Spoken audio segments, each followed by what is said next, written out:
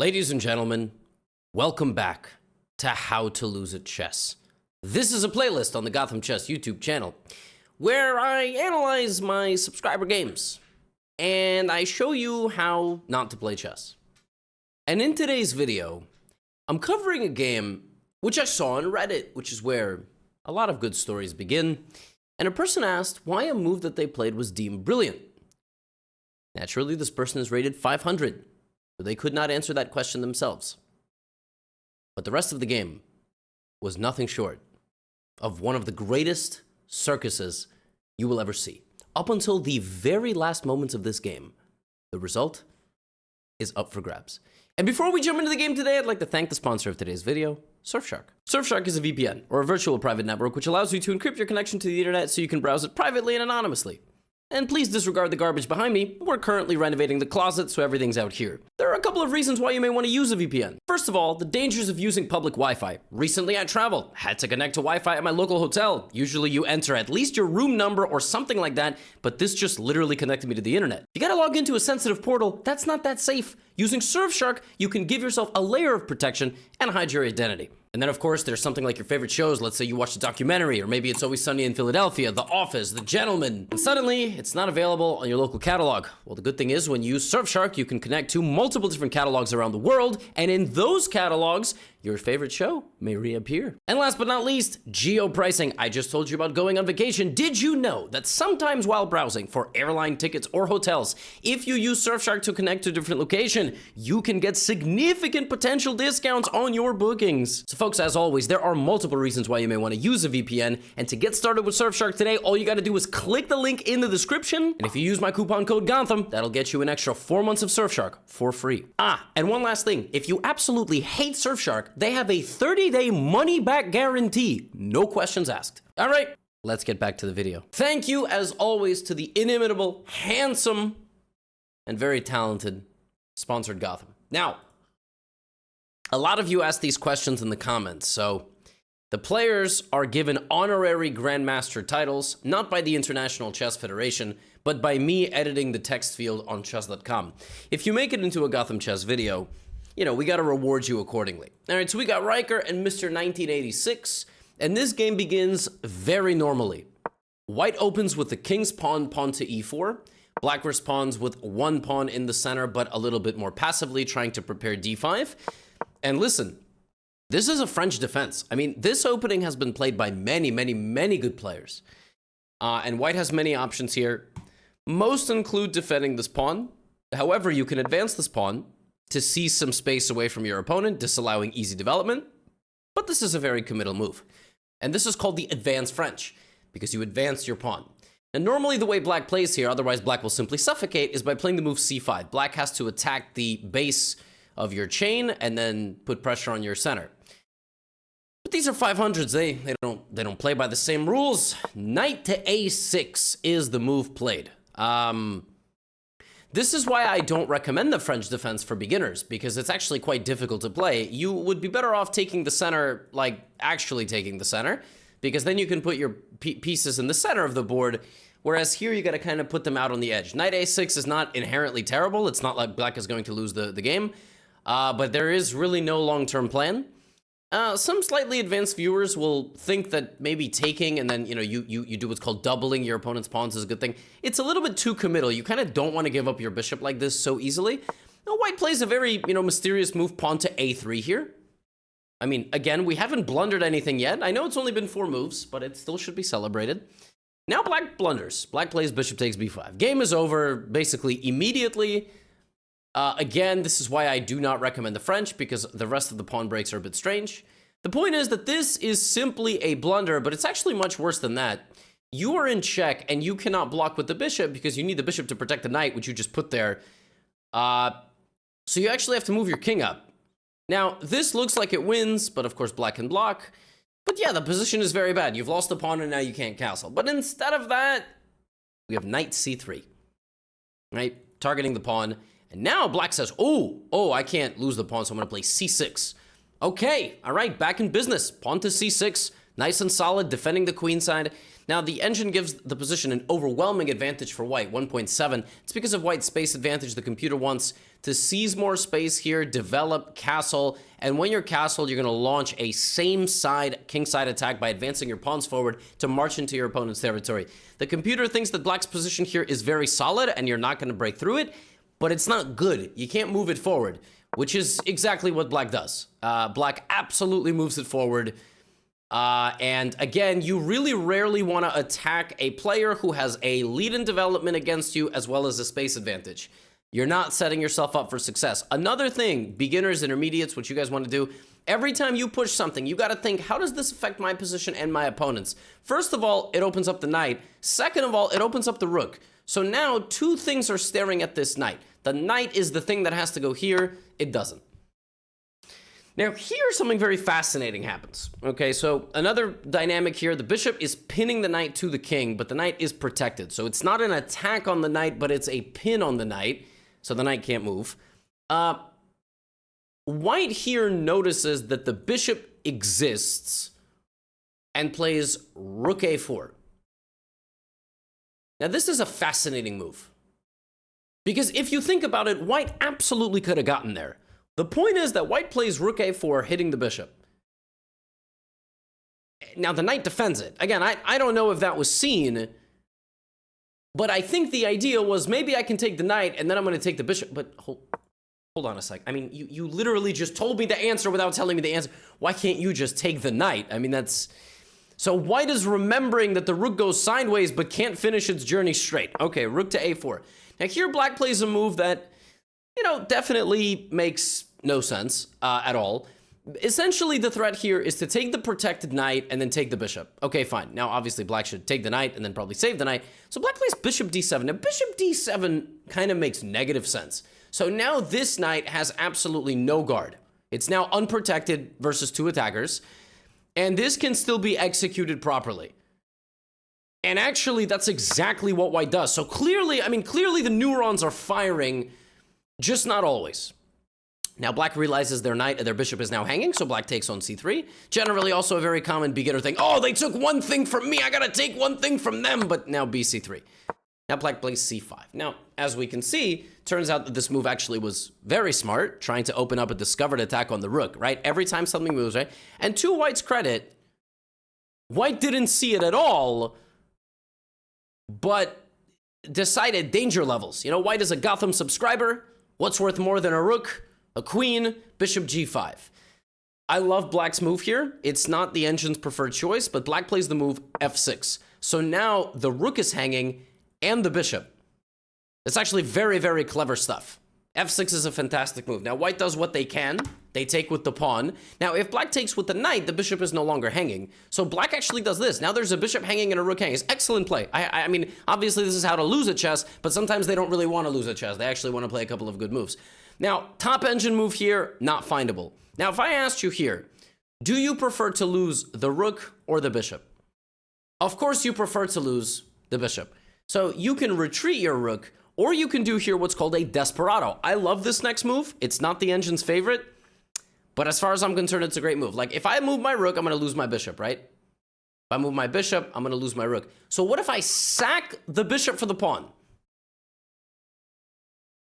They take, and now I move my rook. Again, for a 500, very, very, very clever. The computer thinks you should just retreat, and the point is, the knight hasn't gotten out yet. So the point is that black lacks development, right? Black's going to need to take another move. In that time, you can deal some damage. Doesn't matter. I love this. You're like, I'm going to lose my bishop or my rook, but let me sack my bishop and then bring my rook back. Okay.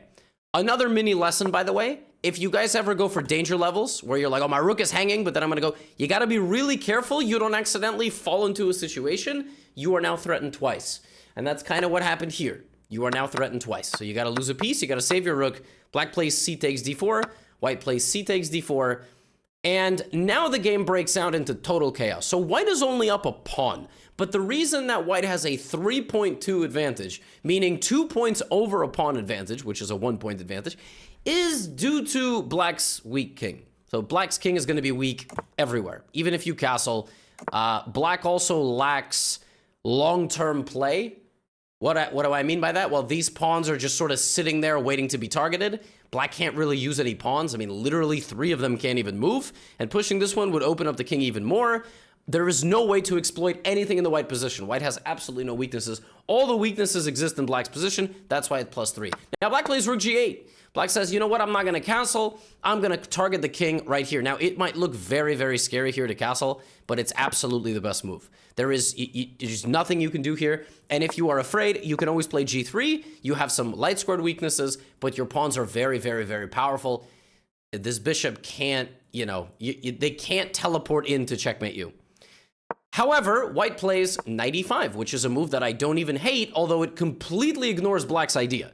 So, I mean, black literally just played the move rook g8, and the point is, I want to attack the pawn. White plays knight e5.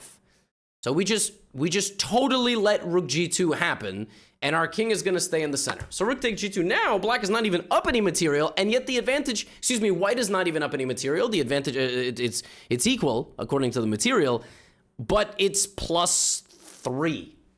Like I said, it's because black has a lot of weaknesses and black's king is much weaker, much, much weaker. All right, queen f3, top line of the engine, played by Mr. Riker. Here, black has a lot of choices. Black can retreat to g5 to target the knight and maybe go to f5. Black can retreat to g7 to protect the king. Black can play rook all the way back to g8. Instead of that, black blunders the rook in one move. Just straight up, just knight goes backwards. But again, these players actually have not unlocked this feature. I'm not sure if you know this, but you actually need to be past a certain threshold on chess.com for it to unlock pieces moving backwards. Yeah, chess is it's becoming a little bit pay to win. Or you can buy gems on chess.com. That doesn't exist, okay? Some of you don't have a sarcasm detector. That doesn't exist. Pieces go backwards. There are no limitations. I don't know why we just... Now, to everybody's credit, white does something here which I've seen in so many beginner games. You see the rook, and you go, oh, I can't take it, so I'm going to attack it. Now, this fails to 2 things that beginners frequently do. Y'all attack pieces you can just take. You guys do that a lot. Second of all, you attack a piece, and in your mind, you go, I'm going to attack this piece because my opponent is an idiot, and then I'm going to take it. None of you stop and go, the rook is going to go somewhere. Where does it want to go? Well, it wants to go there. I mean, that is why the rook moved there. So attacking it and hoping your opponent is brain dead is not really how you should play chess. But okay, fine, h3. Now, rook e4 check is played. Great move, by the way. I have to give credit. I'm roasting, but I'm also giving credit. You should hide the king. The king should not stand in the center. And now black takes. Now black is actually a pawn up. So notice how black went from a pawn down to equal to taking this pawn and taking that pawn, and yet the advantage has grown. How is that possible? I shrink, yet I grow. I mean, right, like, what am I? I'm a chess evaluation. I mean, white is now a pawn down, yet has a winning position. Why? Because of the move rook to g1, which is played in the game. White plays the top line of the engine. We got Vladimir Kramnik on speed dial. Why? Again, it's the weakness of the king. That's all it is. There's a lot of empty space around this king that can be exploited. Now here, black plays a great move. Actually, I like black's move, rook b8. Now, here's something so hilarious happens. White plays rook g8 check.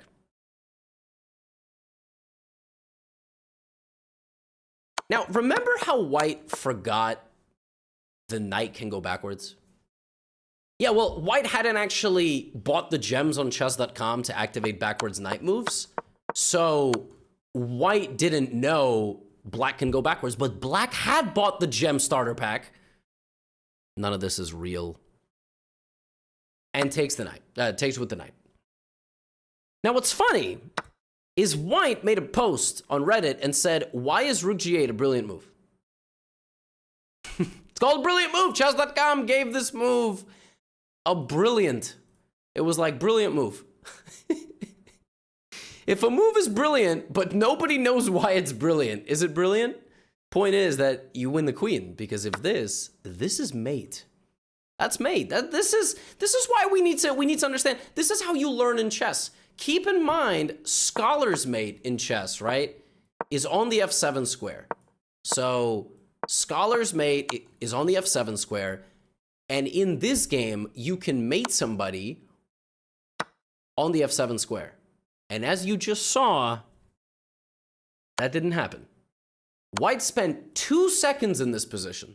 2 seconds. And instead of delivering mate, the game goes on.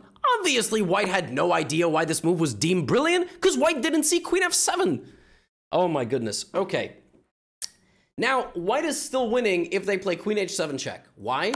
Because if the king goes back, queen f7 is mate. If the king goes to d6, knight f7 is a fork. And if the king goes to f6, you can take the bishop with a check protected by the queen, and then you can probably take the rook, and then black's king is out in the open. Now, none of that happens, and White goes bishop d3, and now White is lost. White is lost because black can develop the knight, defend the pawn, hit the queen, and black is winning. Instead, black decides to lose the game once again. Now, bishop b5, bishop b5 makes sense because you're trying to trade some pieces, but actually after bishop takes, there is a fork. So bishop takes, rook takes, and you get absolutely destroyed here. That doesn't happen. But bishop b5, rook b5 does happen. So queen g5, queen h7, knight c6, queen f7, and rook takes a7 are all checks. Every single move that you can possibly play in this position with White is a check. You are down a rook. Every single move that you play should be a check. All of these moves have good potential to win the game. But instead, White plays rook a6. And yet, despite not giving a check, Black's position is so vulnerable that every single one of these possibilities is still there. Again, Black is up at this point. 6 points of material, yet it's +5 to White. That is an 11-point turnaround because Black's king is so weak. We have rook b6. So again, queen g5, queen h7. Here, knight c6 is still possible, but then the rook would take, so you don't quite win the queen. So we get rook a7, fantastic move.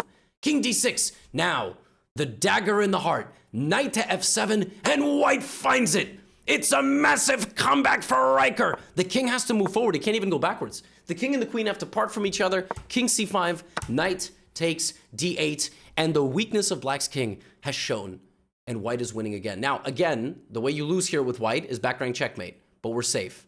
We're safe from all of that. All right? Rook b1 check, king to g2, knight f6. Now, again, what you do here with White is you protect your most important piece.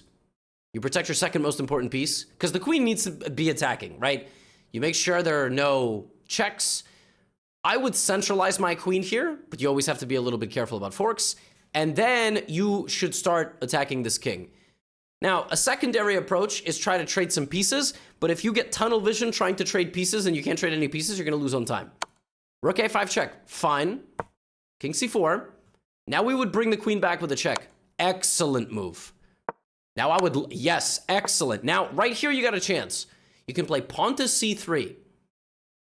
Give up a rook, get a rook. Or rook b3 check. I don't mind that I'm losing a pawn because I'm going to get one back.